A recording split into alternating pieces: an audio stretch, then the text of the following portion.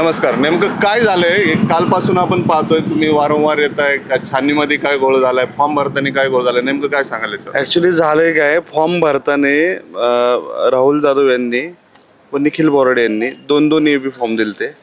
तर प्रत्यक्षात जागेवरती 3च ए बी फॉर्म आहे. ह्याच्यावरती आमचं ऑब्जेक्शन आहे.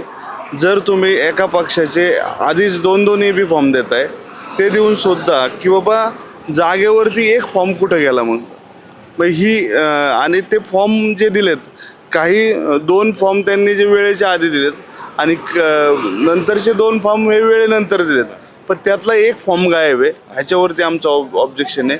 त्यानंतर दुसरा विषय असा आहे की बाबा तुम्ही जो लेटर हेडवरती मागणी केली ती चुकीची आहे, तर त्याच्यावरती कुठला स्टॅम्प लिगल सील कुठला नाही आहे. त्यामुळं आम्ही ह्यांच्यावरती बाबा संबंधित अर्जांची तुम्ही दखल घ्या आणि योग्य ते दिशेने तुम्ही पाऊल टाका असं आम्ही सांगितले. बरं, नेमकं हे कशामुळे घडले? कोणी यांच्यावर दबाव टाकलाय की पालिकेच्या अधिकाऱ्यांच्या चुकीमुळे झालंय? नेमकं काय प्रकरण, तुम्हाला काय वाटतंय?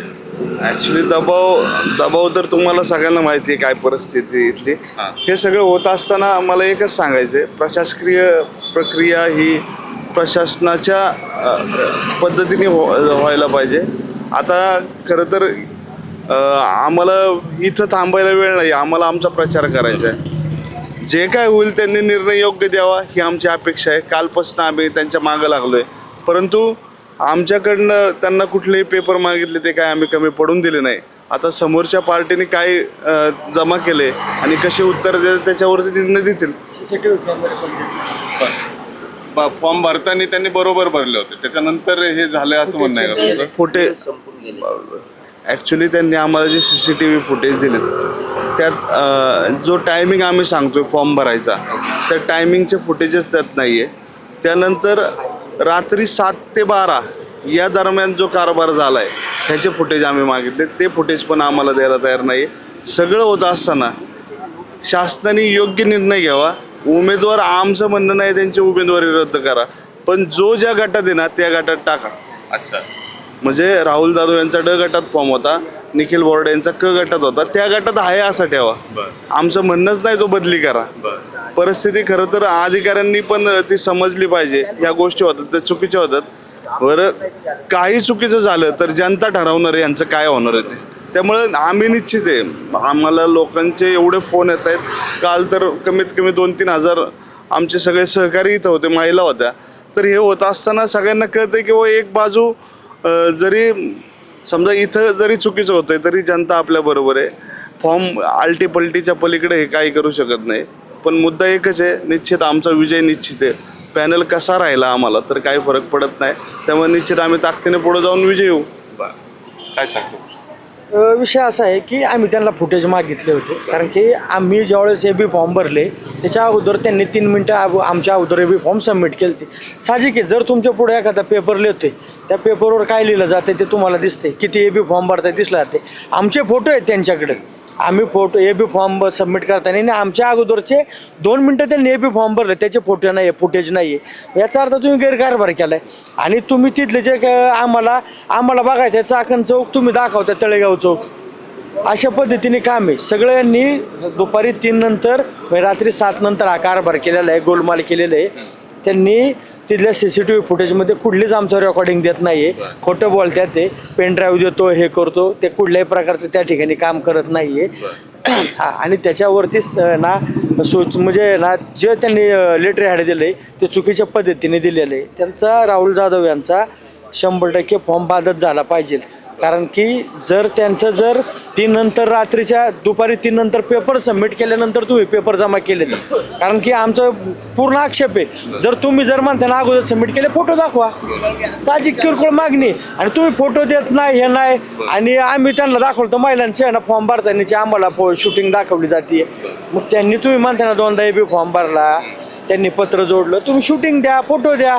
आमच्या अगोदर 2 मिनिटं त्यांनी एबी फॉर्म भरले, आमच्या समोर राहिले. ठीक आहे, तुम्ही म्हणता आम्ही यांना शिलवंतर सारखं, दत्त शिलवंताई दर सारखं आणि अण्णा बनसोडेंसारखे आम्ही हे केलं तर फुटेज दाखवा, फोटो द्या. आणि ते नंतर तुम्ही म्हणताय ना कारभार नाही केला, द्या की शूटिंग, आम्हाला टोटल डिटेल्स द्या. काहीच द्यायला तयार नाही. हा तुम्ही जे म्हणता की यांनी गोलमाल केलाय, हा प्रशासनाने केलाय की आणखी कोणी दबाव टाकलाय का? आता दबाव टाकल्याशिवाय होऊ शकत नाही ना. आणि तुम्ही एक विचार करा, रात्री ना तिथे तुम्ही जर फुटेज तुम्ही पण स्वतः चेक करा, 4 नंतर भाजपचे अधिकारी किंवा त्यांचे कार्यकर्ते तिथं काय करतात 9 वाजेपर्यंत आतमध्ये ऑफिसमध्ये? काय कारण आहे? आम्ही तिथे आहे का 3 नंतर आम्हाला आतमध्ये पोलीस यंत्रणा आता तरी जाऊन तिथे का?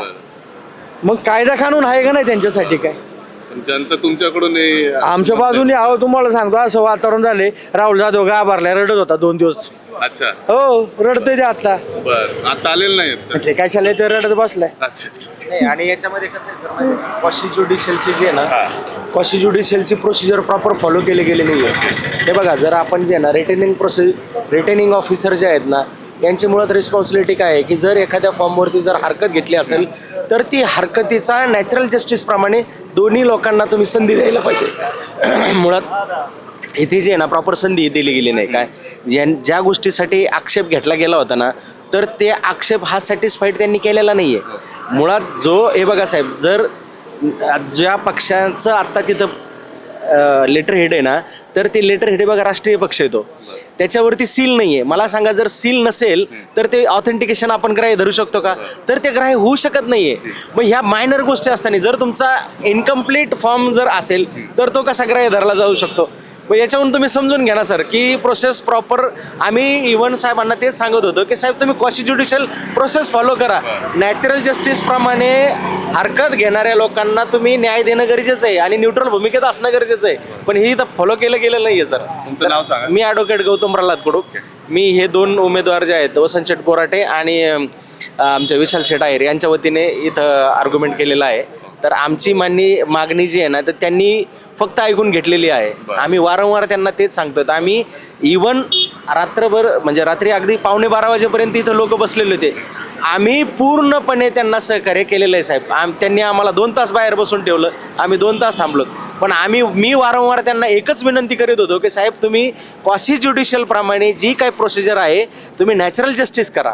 याच्यातून समाधान नाही झालं तर पुढं काय आता? नाही, शेवटी हे बघा साहेब, आता तुम्ही पाहताय साहेब, आता ज्या पक्षफोडीचा निर्णय जे आहे ना, 2.5-3 वर्ष होत गेले, ते ज्या टर्मसाठी आपण आपल्या उघड्या डोळ्याने पाहतो, ज्या टर्मसाठी जे डिस्क्वालिफिकेशन झालं होतं त्याचा निर्णय अजून लागलेला नाही. हे शेवटी काय होणार आहे? म्हणून हा जो निर्णय आहे तो जनतेच्या दरबारामध्ये आहे. शेवटी जनताच न्याय देईल. आणि ज्या वार्डामधले लोक आहेत ना, त्यांना सगळ्या लोकांना ही प्रोसेस कळून चुकलेली आहे. शेवटी बघा, आपल्यापेक्षा जी आहे ना, म्हणजे मी जरी वकील असलो तरी आपल्यापेक्षा जनता खूप हुशार आहे साहेब. त्यांच्यापर्यंत जे आहे ना, जे काय या ठिकाणी ज्या काही गोष्टी घडलेल्या आहेत याची इत्यंभूत माहिती वार्डातल्या आणि इव्हन शहरातल्या सगळ्या लोकांना याची माहिती आहे. आता तुम्ही आतून आले, काय सांगितलं? नाही, सांगू म्हणतात आहे, म्हणजे आता ऑर्डर केलेलं नाही त्यांनी आणखी, पण ऑर्डर करू म्हणतात आहे. किती वाजेपर्यंत सांगता येत नाही साहेब. आता तुम्ही विचार करा, काल 11 वाजल्यापासून आम्ही 11:15 वाजेपर्यंत बसलो. 11:15 वाजेपर्यंत देखील ऑर्डर केली नाही. शेवटी रिटेनिंग ऑफिसर साहेबांनी जाताना सांगितलं की आम्ही उद्याच्याला 11 वाजेपर्यंत जो काही आमचा निर्णय असेल तर देऊ.